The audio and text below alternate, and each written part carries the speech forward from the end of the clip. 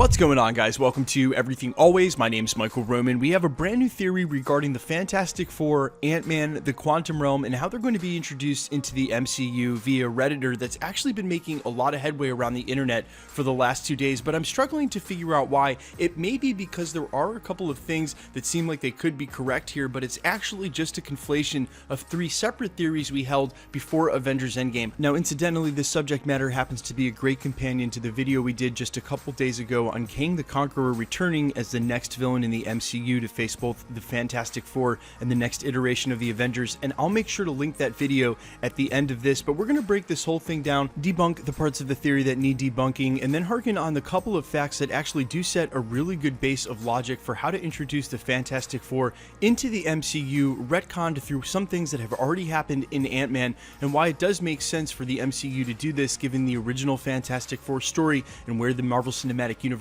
already is in the present. But first, if you could grab the subscribe button, we're giving away 2 PlayStation 4 Pros as well as a whole slew of other Marvel related stuff. All you have to do, hit the subscribe button, then hit the notification bell, leave a like and a comment on this video, and if you want, stick around to the end of the video. We'll get into all the giveaway stuff again there. So we'll start verbatim just reading what this Reddit theory says, but please, I'm not an apologist by any means. A lot of this is about to get debunked by me, and I'm going to make sure to highlight the stuff that's important, but first, let's just read it for what it says. The Quantum City that we saw in Ant-Man and the Wasp play a key role in the introduction of Fantastic Four and Kang.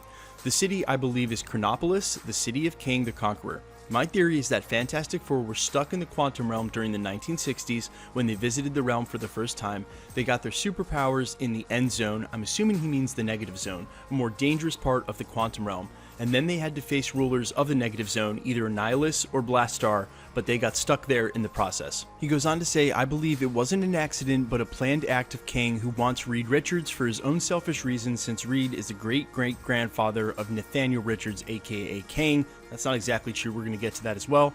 I think at the end of Ant-Man 3, Scott or Janet, who knows the Quantum City, visits Chronopolis and free the members of the Fantastic Four and bring them back to the current time. Now, there's a lot in here I want to start by debunking, but let's just hang our hats on the facts, and the facts first. Number 1, we did see a Quantum City during the end of Ant-Man 2. There is a city there with inhabitants. We don't know it to be Chronopolis, or if Kang or Annihilus or the Negative Zone or any of that are in the Quantum Realm as well. All we know is that there is a city. We do know that the Fantastic Four are going to be introduced into the MCU probably during Phase 5, since Kevin Feige name dropped them at the end of Phase 4, but they still haven't had their own release date. And we also know that since they are going to introduce the Fantastic Four into the MCU, they're going to have to definitively pick a time period in which to do that. Now, if they choose to do it in the current timeline, the post-Avengers Endgame 2023 world, that's a lot different than the traditionally vintage story that was the Fantastic Four. Hence, this huge explainer about how the Quantum Realm could explain why the Fantastic Four were present in the 60s, but now at the same age in the current part of the MCU, sort of like what they did with Steve Rogers, having him crash into the ice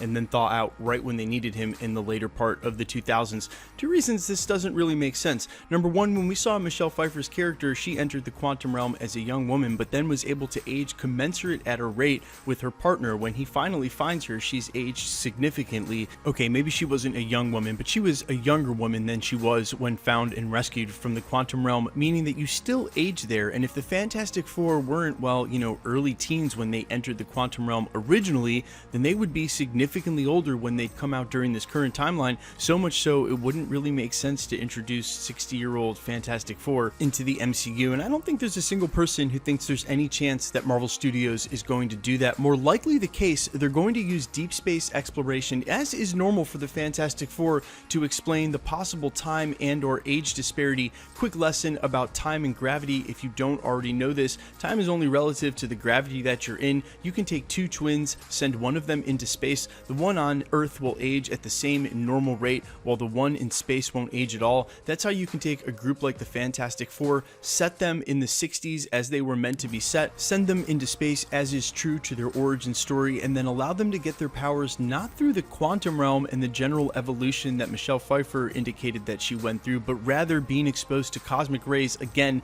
the way it went down in the comics, and then have them return to Earth at the same age they were or close to when they left, not having aged much while the Earth has aged quite a bit. It would be a great explainer for all of this, and true to the original comic book story, you don't need to involve them in the quantum realm. Now, no doubt because of the recent announcement that Ant-Man 3 would be released during 2022, and a lot of people have assumed that'll be the same release here for the Fantastic Four as well. You can see some clear connection here, as well as a majority of this theory that goes on to say we would see Kang the Conqueror down there in Chronopolis, and that the negative zone may be there as well, was kind of conflated from original theories held about Avengers Endgame. They had just shown us the quantum realm in all its glory in between Infinity War and Endgame. They showed us the city and then made sure to have Michelle say something about a time vortice, but then never made good on it. Now, that is the one thing I wanted to bring up in counter argument to everything I just said. The time vortices, we still don't know how they work. That could be an explainer as to why the Fantastic Four was in the quantum realm, stayed the same age, and then came out, but this original Redditor makes no explanation for that, as well as no explanation as to why Kang and or Annilihus would be motivated against the Fantastic Four in the first place, except for the part where he mentions that Kang, aka Nate Richards, may be the great-great-grandson of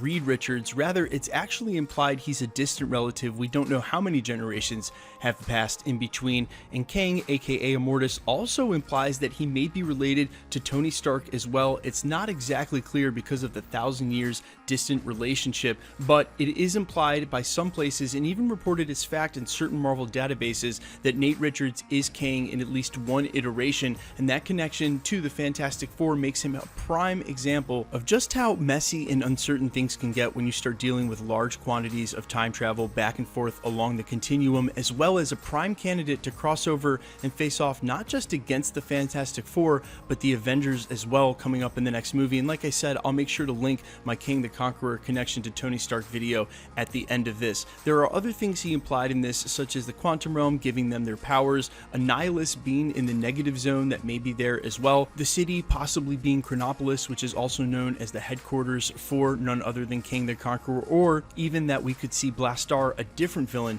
from the negative zone. And these are all very interesting implications, but I don't think they're necessary for setting up the Fantastic Four in the MCU. I think if you bring in Kang right off the bat, it would just complicate it. I think the first Fantastic Four movie definitely needs to address their origins, and of course you always have some sort of antagonist, there will be some sort of villain, but saving the complication of the quantum realm alone is not just the reason to keep this away from the Fantastic Four origin, but rather the Marvel Cinematic Universe turning into the Marvel Cosmic Universe, just starting to explore the greater reaches of space. What a missed opportunity it would be to take a typically space exploration team like the Fantastic Four and root their origin in something else that doesn't need to be there. The one thing I'll leave you with is that this team was traditionally set in the 60s, debuting in 1961, and we already know a large chunk of the MCU exists there with Hank Pym.